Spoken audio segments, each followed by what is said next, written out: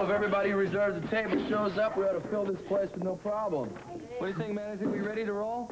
Ready as we'll ever be. Oh, just in time, too. We've got about an hour to get dressed. And you'll never make it. We'll see you guys around midnight. Okay, bye. We better hurry. Did you leave your clothes at the brownstone? Yeah, as a matter of fact, we can all help each other get ready. Okay, let's go. See you guys later. Okay. Bye. See you in a while. It's nice, isn't it? Yeah. I think it looks great. You know, I suppose this is going to be our only moment that we have alone.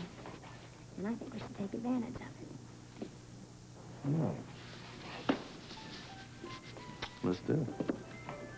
I just happen to have an open bottle of champagne here. Here's a 1986 sweetheart, a hell of a year, huh? For everyone. Into the words, bring out the old and bring in the new. You should see the crowd. They're lined up around the block. All right. Filled it up, my friend. We all filled it up, right? Teamwork, that's what counts. Well, good luck, everybody. And enjoy yourselves. And what a way to welcome in 1987, huh? Well, let's do it. Come on, let's open the doors, shall we? Let them in. You guys ready? Maestro. Climb in. Well, Mrs. Jones, our guests are arriving. I think we ought to welcome them with open arms, yes? How you doing? Good evening. Welcome. Happy New Year. Good evening. Oh, welcome. Thanks for coming. We wouldn't have missed this for the world. I don't see Sean. It's possible that he had something better to do. Or rather, should I say, someone better to do it with. Could you excuse me, Monica? I have a show to do and you're standing in my way.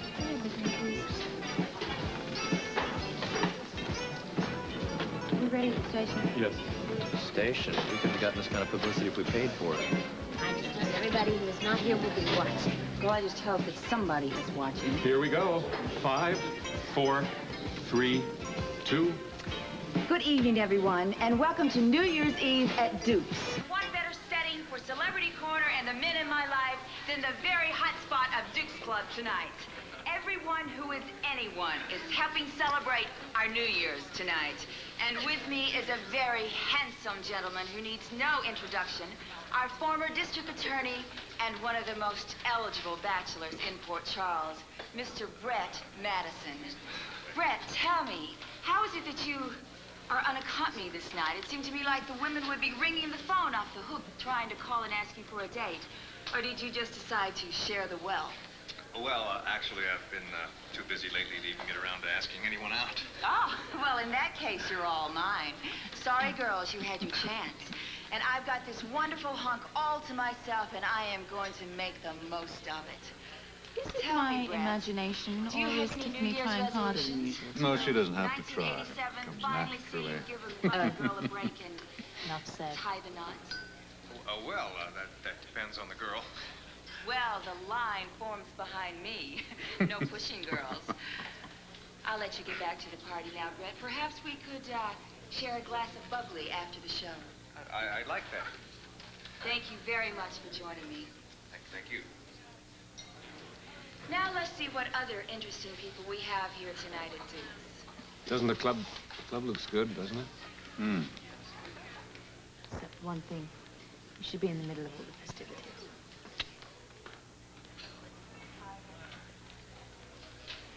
Ladies and gentlemen, I would like to introduce our hostess and host for tonight, Miss Felicia Jones and her wonderful husband, Frisco.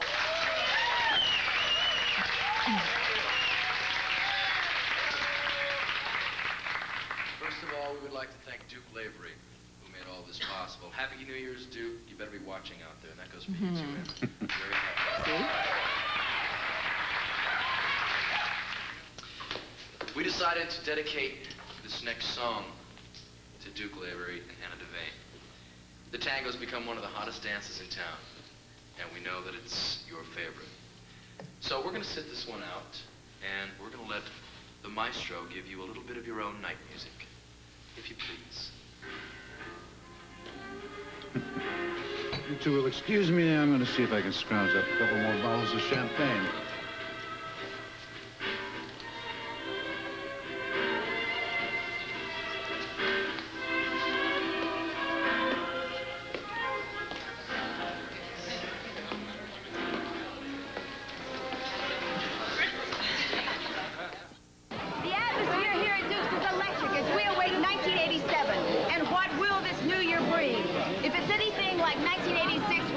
quite a ride. So fasten your seatbelts. 1987 is about to take off.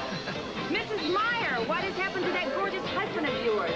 That legal eagle attorney who is one of the busiest in town, and rightly so, because Jake is the best. Don't tell me that he is burning the midnight oil on New Year's Eve. Well, I guess you could say that. He had a very important phone call to make tonight. But that was quite a while ago. He's been here by now. Are you concerned? I mean, you don't think he's had an accident or anything? What's up? Checking out Buzz's alibi. You asked us to run it down, remember? Yeah, what'd you come up with? Well, all the reports are in from all the police stations, state and local.